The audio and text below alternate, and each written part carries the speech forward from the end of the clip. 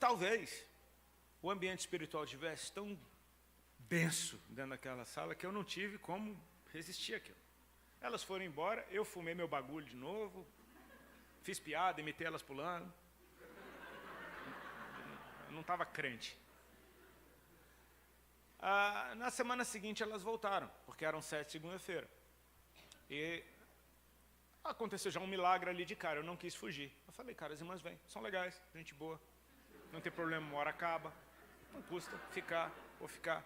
Naquela semana uma delas tinha ligado lá em casa, eu achei que ela queria falar com a Ali, mas era comigo que ela queria falar. E ela foi usada por Deus para falar um monte de coisa ao meu coração, e eu me lembro de ter chorado que nenhuma criança enquanto ela falava. Enquanto ela falava a respeito das coisas que Deus tinha mostrado para ela sobre eu criança. Eu nem lembro o que ela falou, porque eu chorei tanto que eu nem ouvia o que ela falava. Mas aquilo me atraiu, eu falei, cara, me deixou leve. Eu vou ficar. Fiquei. Chegaram, quietinhas, tomaram água, vamos cantar um hino, cantaram um hino. Vamos ler a palavra, leram uma palavra, vamos orar, chega a mesa para o lado. Caiu a bomba na sala, todas começaram a marchar. Eu já não estava mais com medo, porque o susto é que da primeira vez, mas depois eu já estava ali, tudo bem, ok. Até que uma delas veio na minha direção, como da outra vez. Só que ela não disse nada, ela estava orando em línguas, botou a mão na minha cabeça, começou a orar com a mão na minha cabeça. Daqui a pouco ela baixou a mão até a minha barriga, ficou orando com a mão na minha barriga.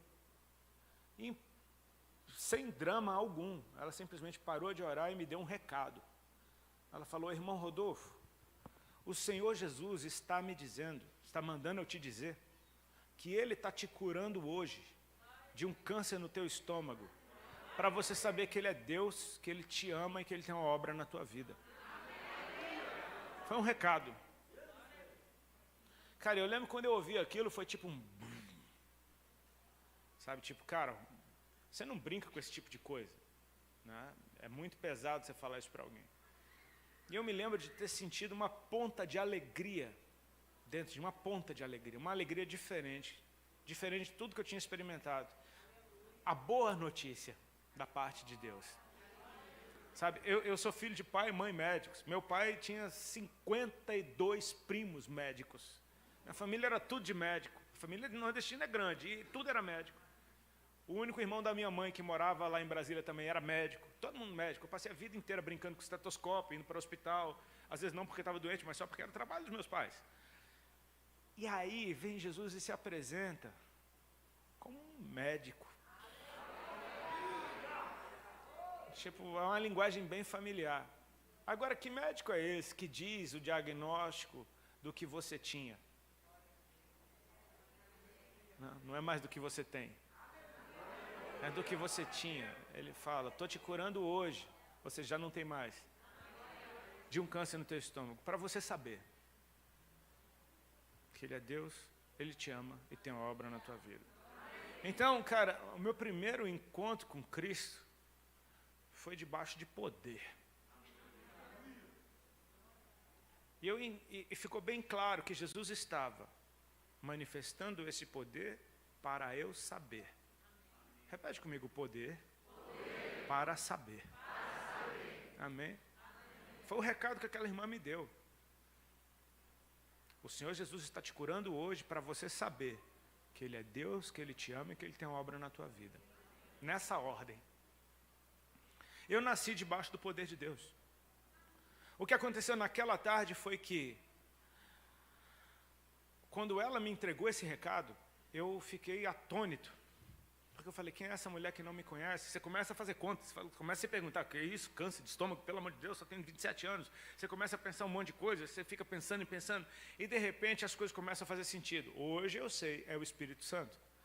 Eu nunca tinha ouvido a voz dele, eu não sabia que era ele falando comigo. Mas depois de rever 1000 vezes essa cena na minha cabeça, eu falo, então era o Senhor que estava falando comigo naquela hora, porque uma das missões do Espírito Santo é nos ensinar todas as coisas, é nos lembrar todas as coisas. Então naquela hora ele começou a me lembrar de que eu tinha uma dor de estômago há mais de 2 anos.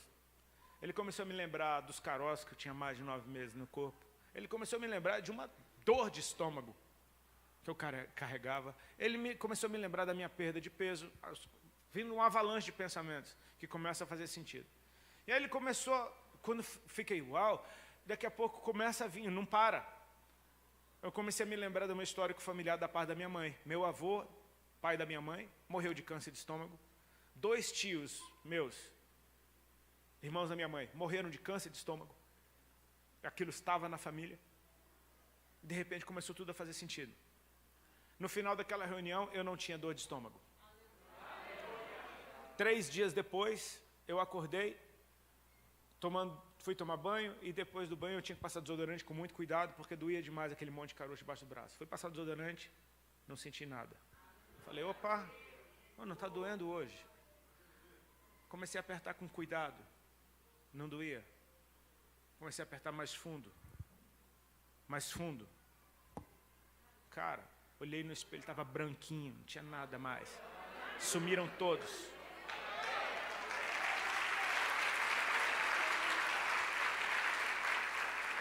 E a partir de então eu comecei a engordar. Comecei a ganhar peso. Em 3 meses eu ganhei 19 quilos, mais ou menos. Meu corpo reagiu a um toque do Senhor. Eu tinha o meu corpo para me lembrar de que Deus é Deus.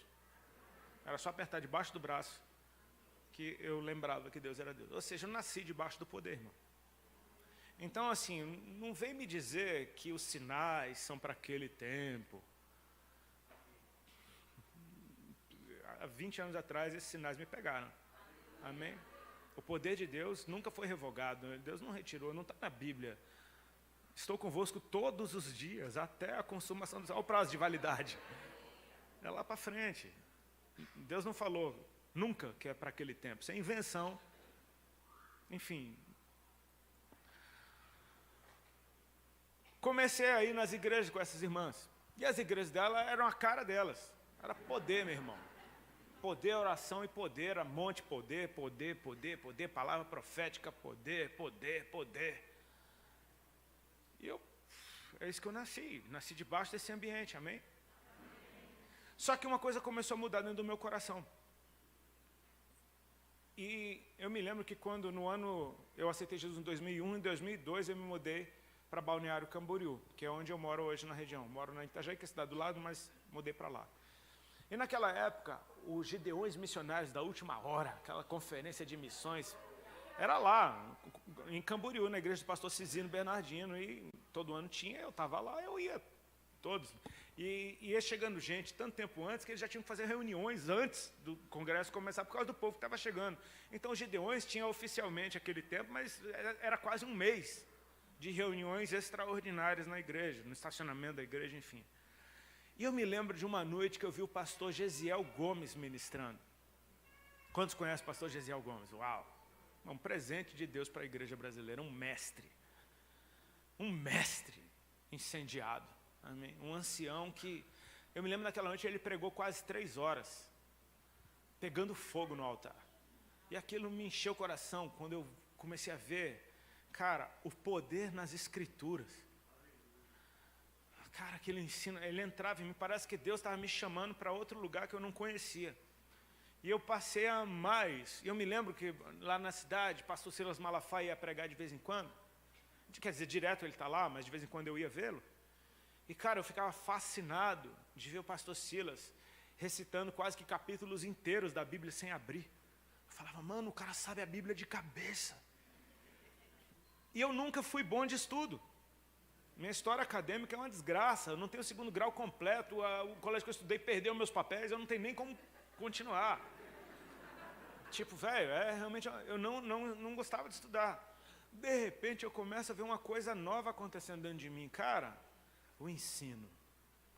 Eu começo a olhar para os mestres e falar, cara, quem são esses caras? Passar tempo com eles. Pastor Gesiel, eu tive o privilégio de, anos depois, participar de uma cruzada com ele por alguns dias no interior de Minas. Cara, era o dia inteiro ensinando Bíblia pra gente. O dia inteiro na mesa, no almoço, na janta, no café.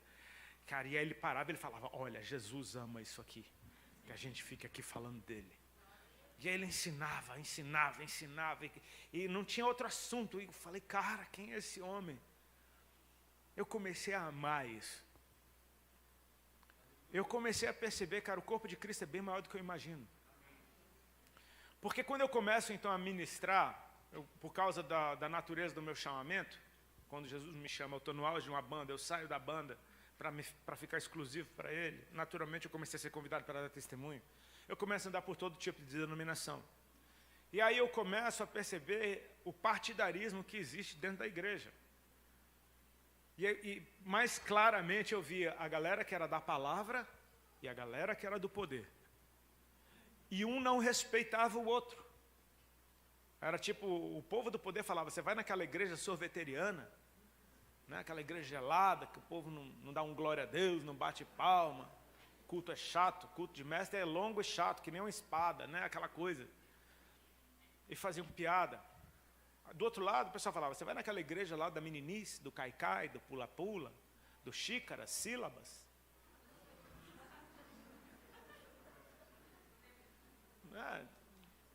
Eu via um lado não respeitando o outro, rejeitando o que o outro carrega.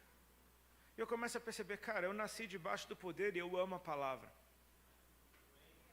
Eu falo, cara, isso não faz sentido, porque se é Jesus que liberou um tanto como o outro, e Jesus é lindo inteiro, por que não abraçá-lo inteiramente?